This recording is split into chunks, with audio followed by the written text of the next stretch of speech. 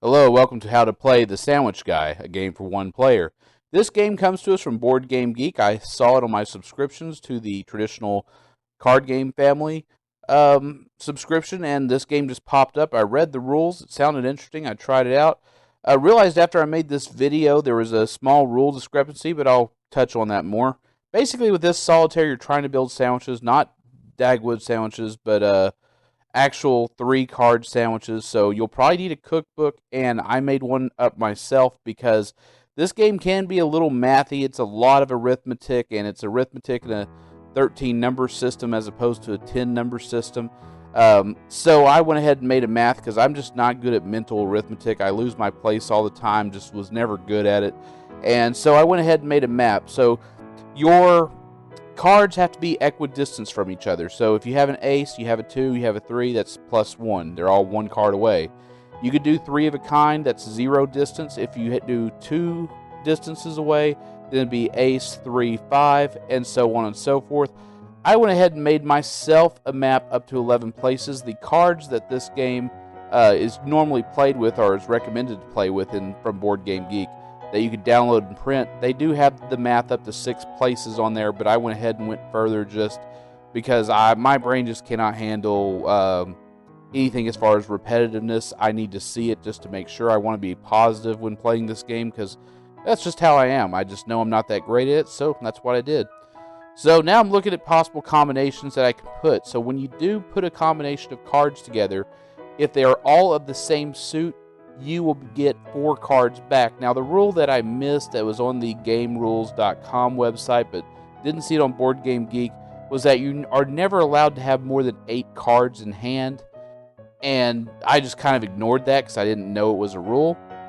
And so when you do play 3 cards of the same color, you get 3 back. If you play 3 cards, none of them are the same color or suit, you only get 2 cards back. But if you play with all 3 having the same suit, you get 4 back. Now, obviously, I lost that game because I just didn't have any more combinations. Now, I want this to be simpler, so I went ahead and included jokers. You're not supposed to play with jokers, but I went ahead and said, I'm just not doing very good at this, and this game would probably be an odds against you game because sometimes the shuffle will not produce any sandwiches. So I went ahead and used that joker for whatever card I wanted. And ignoring the rule about not having more than 8 cards in hand, I went ahead and played that 10 of spades, used the joker as a jack of spades, and played the queen of spades. Doing it this way made the game a lot easier, but, it's really not in the challenge of the rules to do.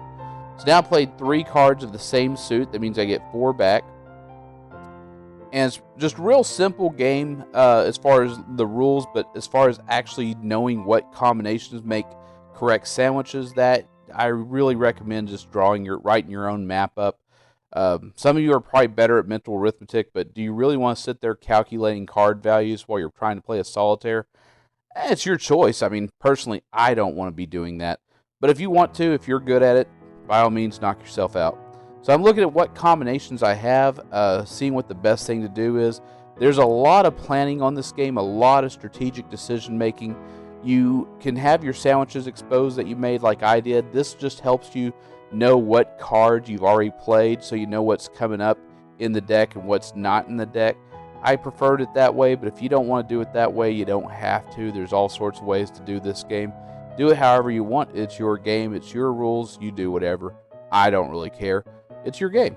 So I'm looking over. I got some combinations that will make sandwiches. Got at least 2 of them. And I'm seeing if there are any exotic combos that I'm just not thinking of. And by exotic, I mean +5 or 6 or 7 or 8 in distance. Because I'm just not good at that type of math. And the simple way to do the math, if you're curious, kings are worth 13.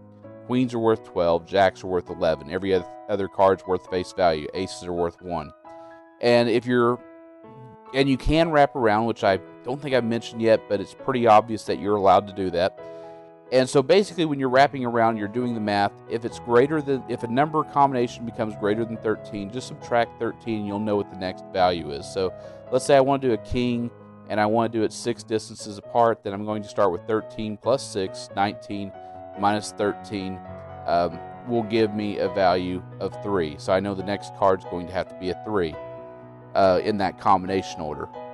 But like I said, this is why I had to have a map, because I'm just not good at mental arithmetic. I worry all the time that I'm probably messing math up now.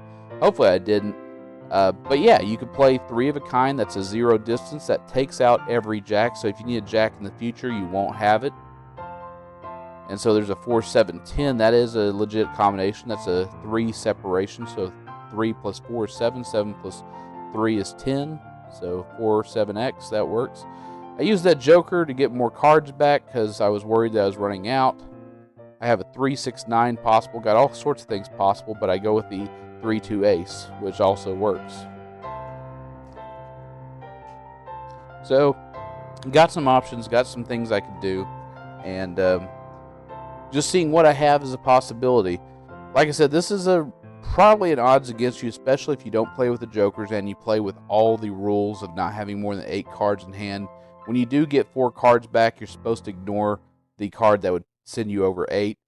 And if you are able to get the draw deck all the way drawn, you've won the game. If you're able to have only 1 card left in hand, you have a perfect game. But I won in this case, didn't really remember it, so I was trying to see what other card combinations I had. And so if you're ever in the Dallas-Fort Worth Metroplex, and I'm not sure why you'd be here, maybe your plane had to make an emergency landing here, or maybe you actually flew into here to catch a connecting flight, or maybe for some reason you actually wanted to visit. And so let's say maybe you're not flying in, maybe you're just passing through in your car from the south or the north, and maybe you're going somewhere else, or maybe you're ending up here from Houston or wherever, and you're wanting to have a good experience and see all the sights that Dallas-Fort Worth has to offer, like going to get gas at Buc-ee's and going to see where JFK got shot, checking out the museum, reading the historical marker, and at the end of it wondering if you could pull it off. Or maybe you want to go to Six Flags over Texas, ride some roller coasters, and have a good time and eat some concession stand food. Or maybe, speaking of concession stands, you have a game to catch at AT&T. Also a fun idea. Or maybe you want to go see the Fountain of Death at the Fort Worth Water Gardens. This is always a fun and thrilling experience to walk down this path and get all the way down there and hear all the rushing water, whether you do it in the daytime or at night. It's always a thrill. And it shouldn't be too dangerous, but be very careful on it.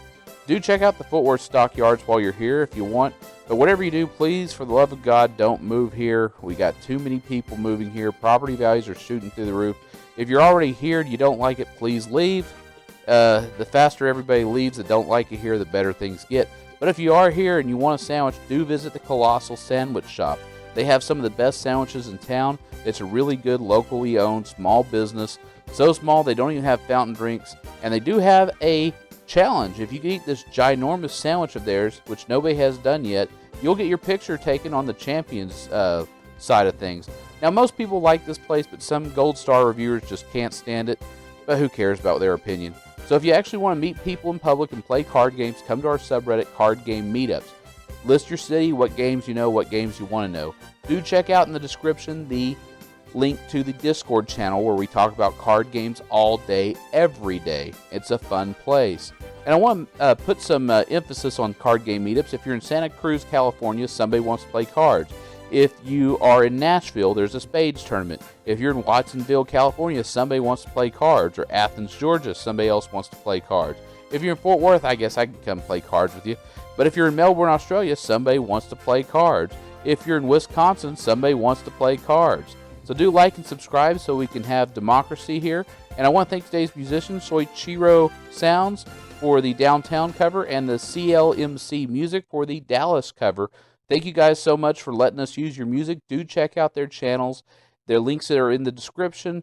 And I will see you next time. Be sure to like and subscribe and share these videos with people who like to play card games and just don't have anybody to play card games with.